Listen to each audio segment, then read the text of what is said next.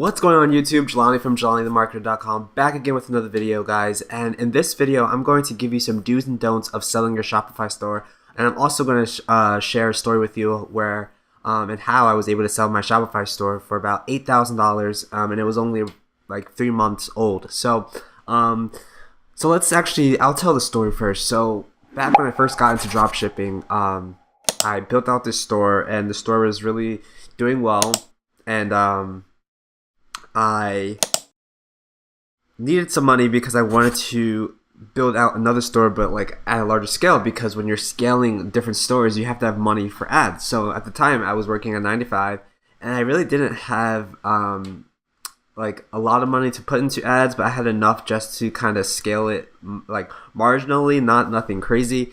So the store started doing really well. It was in the cat niche, and I went on the Shopify forum, and back then they didn't have what they call exchange. So now it's like Shopify Exchange, where you can buy and sell stores. But before that, there was just the forum, and the forum just had something like buy and sell Shopify stores. So I just put a post, and I said, I'm looking to sell my Shopify store. It's a profitable store, etc. I didn't say what niche it was in. I just kind of put it up there, like hoping I would get someone interested, and I did. I got someone who was interested, and we talked for about like a month, and this person seemed like he knew what he was doing, and he came to me as if he has done this before, and we negotiated prices. At first I didn't want to let it go, and it was kind of hard to kind of see my baby go, because when you build out a store, it feels like a baby. You see it grow, you see it kind of transform into something amazing. So at the time, I knew I kind of had a game plan, and thinking back on it now, I don't think I would have sold it for the price that I sold it. But at first, I wanted to sell it at $15,000. I didn't get that, and then I was like, all right, $11,000, and then I didn't get that, and I just kind of kept going back and forth. So I said, all right, whatever. The final lowest price I can go is $8,000. And about a week later, he came back to me. He said he would do it. And next thing you know, I had $8,000 in my PayPal account. And at the time, that was crazy, because I was like, wait, what? Like, I just put up a post on Shopify forums, and someone bought my store for $8,000. Now, it might seem like a lot of money. $8,000 is a lot of money. It's not like it's, like $8,000 is $8,000. But at the time, I just wanted that quick money. But looking back at it, it's something that I would have hoped to kind of went out and got some advice on. Maybe from a family member, my mom or someone, just to be like, hey, like, what do you think about this transaction? Do you think I should hold on to this store and kind of build it up more, or just get rid of it?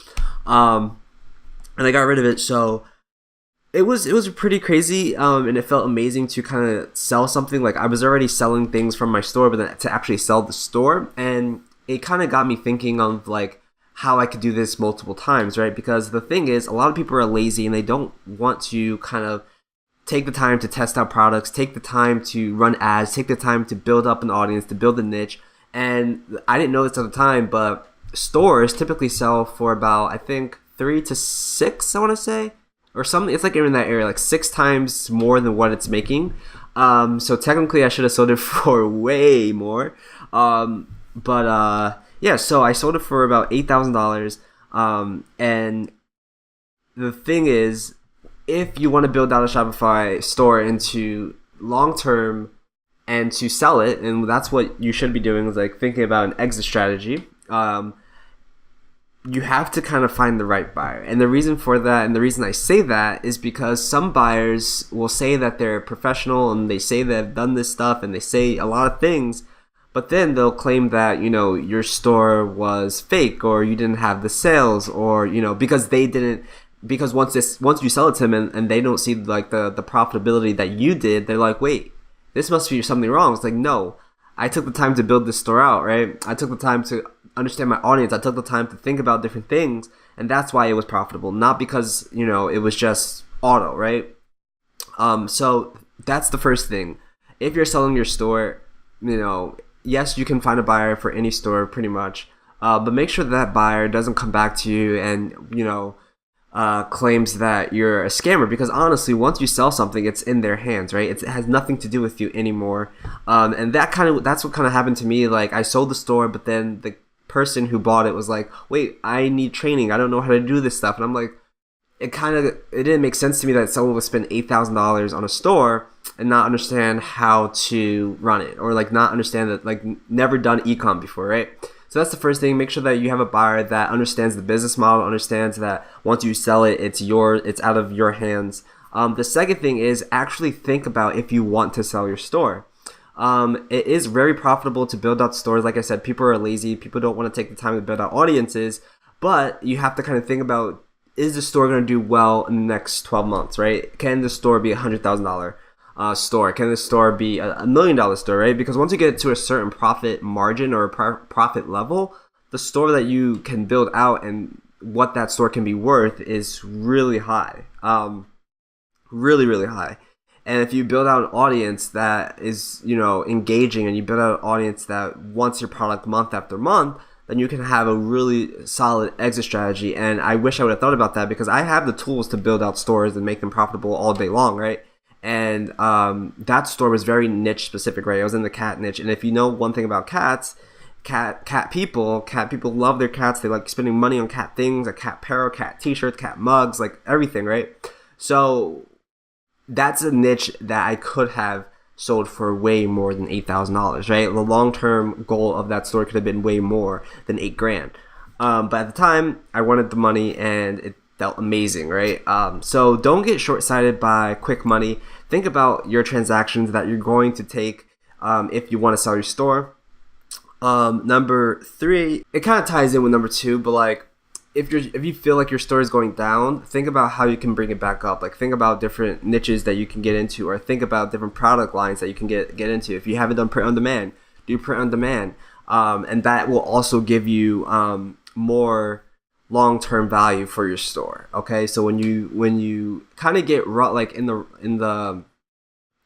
when you kind of put yourself in a position where you're like, okay, I have to make this work, you really find some creative things and ways to make money. And that can add to your store's price for if you want to sell it, right? So those are just a few things. I just wanted to share that quick story because it is profitable. It is a profitable thing to build out stores for people and then sell them. It doesn't have to be for $8,000 to $10,000. It can be $1,000, right? You can build out a store for someone and say, hey, get a few sales for them and say, hey, look, this store is doing pretty well. I think you can take it to the next level, and then sell it to them for $1,000 and do it again if you want to make quick money.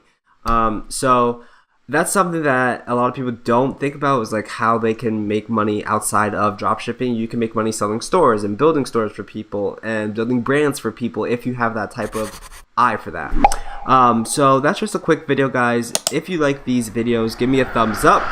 If you haven't subscribed, definitely subscribe. And if you have any suggestions for videos, please leave a comment below.